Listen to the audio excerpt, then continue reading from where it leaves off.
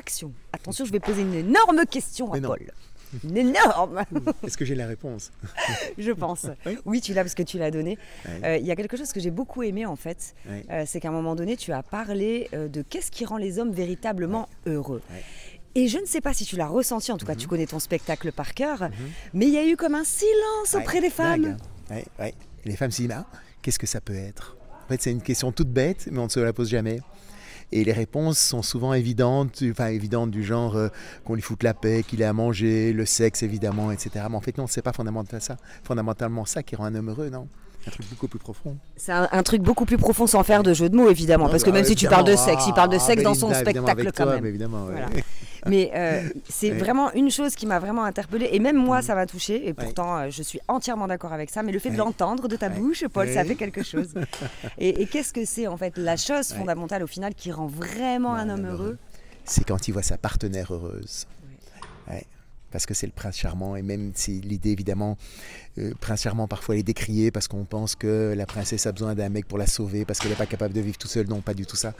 L'image du prince charmant, c'est le prince charmant qui est là pour rendre sa princesse heureuse. Ça la rend elle heureuse, ça la rend unique. Elle a envie d'être unique aux yeux de son prince charmant, et lui il a envie simplement de la rendre heureuse. Et c'est dans ce sens-là de les polarités masculines et féminines que ça fonctionne le mieux.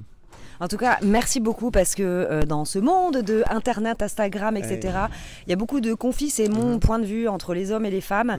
Et dans ton spectacle, ce que j'ai vraiment adoré, c'est vraiment le fait d'être égaux, mais différents. Mais différents. Donc, voilà, et ça, c'est un message. D'être reconnu chacun dans sa différence, comme dans toutes les minorités. Enfin, tout le monde a envie d'être reconnu dans ce qu'il est totalement. Donc, pourquoi vouloir changer absolument pour quelle raison, je ne vois pas. Moi, j'ai envie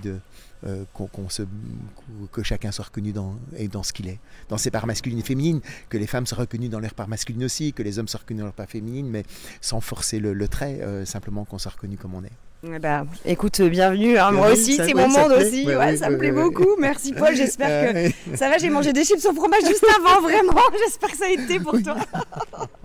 Merci beaucoup Paul. Avec grand plaisir, à très vite. À très vite, et je vous invite véritablement à découvrir ce spectacle. Les hommes viennent de Mars, les femmes de Vénus, parce que franchement, on apprend à tout âge, et c'est très drôle, et tu amènes ça vraiment sur un ton tellement simple, on voit pas leur passer quoi. Génial. Allez, merci, salut.